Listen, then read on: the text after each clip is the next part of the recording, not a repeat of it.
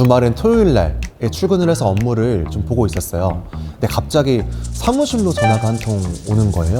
의뢰인 목소리가 굉장히 다급해 보이셨습니다. 설계 단계부터 좀 잘못하셨더라고요. 세금 신고만 남은 이 촉박한 시일 이 안에서 그때 알려주면 어쩌냐는 거예요. 부동산 컨설팅 진행 시 세무사를 잘 만나야 하는 이유와 또 좋은 세무사 선택법에 대한 부분을 정리해서 말씀을 드리겠습니다.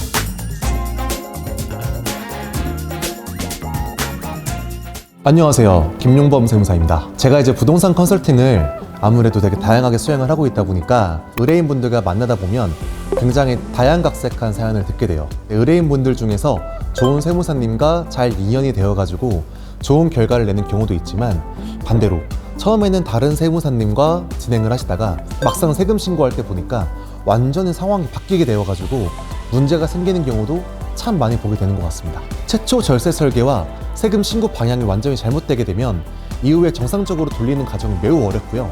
무엇보다 의뢰인 입장에서는 기회비용도 상당히 증가하는 문제가 생기게 되죠. 따라서 오늘의 영상 주제는 부동산 컨설팅 진행 시 세무사를 잘 만나야 하는 이유와 또 좋은 세무사 선택법에 대한 부분을 정리해서 말씀을 드리겠습니다. 실제 사례 기반으로 최대한 구체적이고 그리고 직관적으로 말씀을 드리도록 할게요. 제가 어느 날 급한 업무가 있어가지고 주말엔 토요일날에 출근을 해서 업무를 좀 보고 있었어요. 근데 갑자기 사무실로 전화가 한 통 오는 거예요. 의뢰인 목소리가 굉장히 다급해 보이셨습니다. 제가 다른 세무사님 통화해서 아버지와 교환 거래를 했는데요.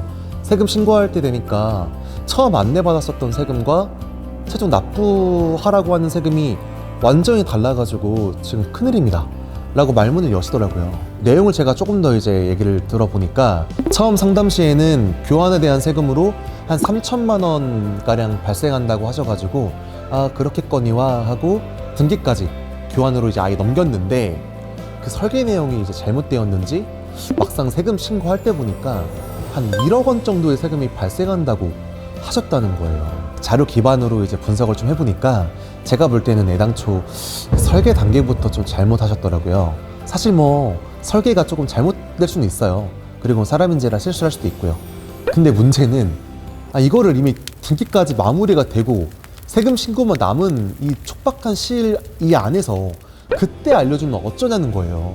해당 건은 천만다행으로 이제 시간은 촉박했지만 최대한 이제 관련 법리를 제가 잘 분석을 해가지고 절세 방안을 도출을 했고요. 3천만 원대로 세금 신고를 잘 마무리까지 하고 세무서 사후관리까지 무사히 잘 맞춰가지고 신고 시인 결정까지 잘 받아낼 수가 있었습니다. 이번 사례를 통해서 제가 드리고 싶은 말씀은 사전 설계의 중요성이에요. 고객님 입장에서는 나는 세무사님만 믿고 일 처리를 했는데 막상 세금 신고할 때 되니까 완전히 다른 이야기가 나오게 되고 그것 때문에 받는 일단 엄청난 스트레스 비용 그리고 이제 다른 세무사를 통해서 만약에 문제를 해결한다면 그 과정 속에서 발생하는 세무 비용 등 겪지 않아도 될 문제를 이제 겪게 되는 문제가 생기는 것이죠. 첫 번째 사례는 사전 절세 설계가 좀 잘못되어 있었던 것이라면 두 번째 사례는 신고 이후에 사후관리에 대한 문제가 생겼던 것에 대한 내용이었어요. 이번 고객님은 이제 기존 세무사님과 이제 부담부 증여 신고를 진행을 하셨는데요.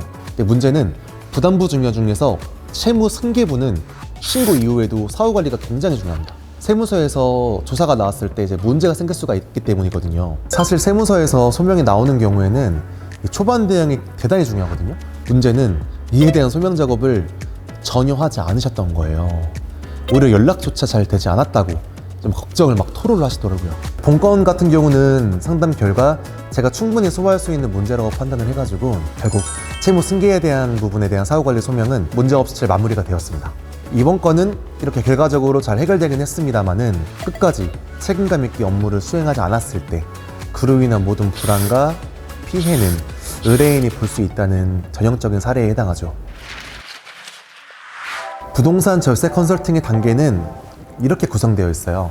고객 상담, 절세 설계 및 절세 설계안 보고, 그 다음에 진행 방향 확정, 등기 작업, 그 다음에 세금 신고하고 사후관리. 여기에서 우리 의뢰인께서 납부하셔야 될 세금이 구체화되어야 될 시점은 이 두 번째 단계인 절세 설계 단계입니다. 등기부터 세금 신고 이후 단계는 어찌 보면 가장 중요한 단계가 아니에요.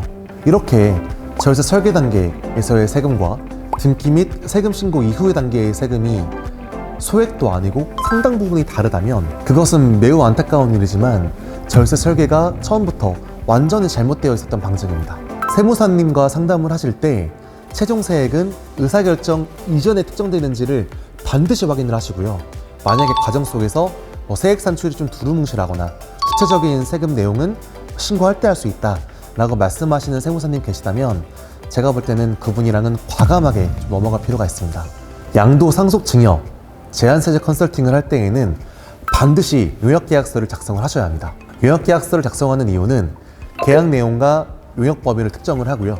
의뢰인과 세무사 둘 다의 권익을 보호하는 데 있습니다. 그럼에도 불구하고 생각보다 많은 분들이 용역계약서를 작성하지 않으시고요. 컨설팅을 진행하는 경우를 종종 보게 됩니다. 고객님을 보호하기 위해서라면 반드시 책임 소재와 애프터 서비스를 위해서 용역계약서를 작성하시는 세무사님과 일을 진행하시길 바랄게요. 만약에 용역계약서 말씀을 세무사님께서 선제적으로 하지 않으신다면 솔직한 말씀으로는 그 세무사님과는 일을 하지 않을 것을 권합니다. 본인 업무에 대해서 그리고 이후 책임에 대해서 자신 있으신 세무사님은 반드시 고객님이 요청하지 않으시더라도요 선제적으로 계약서 작성을 권하고요 또 그에 따라 업무를 하신다는 점, 이 점을 꼭 참고해 주세요. 자, 이제 용역계약서를 작성을 하셨다면 업무 범위를 잘 살펴보셔야 하는데요. 업무 범위 중에서 사후관리에 대한 부분이 존재하는지 그리고 구체적으로 어떻게 구성되어 있는지 이 부분을 꼭 살펴보셔야 합니다. 저희 회사가 진행하는 실제 용역계약서 양식을 하나 보여드릴게요.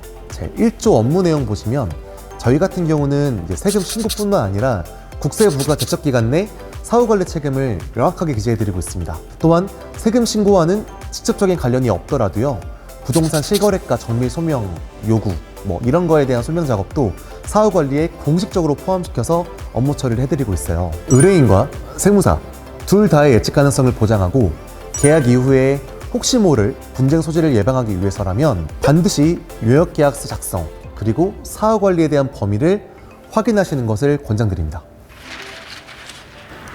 오늘은 이제 이렇게 실제 사례 기반으로 부동산 절세 컨설팅 진행했을 때 잘못된 컨설팅을 받으면 안 되는 이유 그리고 컨설팅 진행할 때 좋은 세무사님을 선택하는 팁을 좀 안내를 드렸습니다. 부동산은 고객님께서 평생 일궈온 재산이잖아요. 이걸 이전을 할 때 미처 예상하지 못한 세금 때문에 문제가 더 커지면 정말 매우 속상하겠죠. 양도, 증여, 상속 분야는 전문 영역이기 때문에 진행할 때 세무사님은 반드시 필요합니다. 그러려면 의뢰인님의 역할도 매우 중요합니다. 적극적으로 행동하셔서요 본인에게 가장 도움이 되는 세무사님을 찾는 그런 능동적인 역할을 꼭 하셔야 해요. 저희는 절세 설계 단계부터 집행, 신고, 이후 사후관리까지 그 모든 과정에서 엄격한 프로세스로 고객님께 이익을 드리기 위해서 최선을 다하고 있으니까요. 혹시 관련해서 도움이 필요하신 분들은 언제든지 편하게 연락주세요. 다음 영상에서는 더더욱 다양한 주제와 도움되는 정보로 찾아뵙겠습니다. 좋아요, 구독, 알람 설정 꼭 잊지 말아주시고요.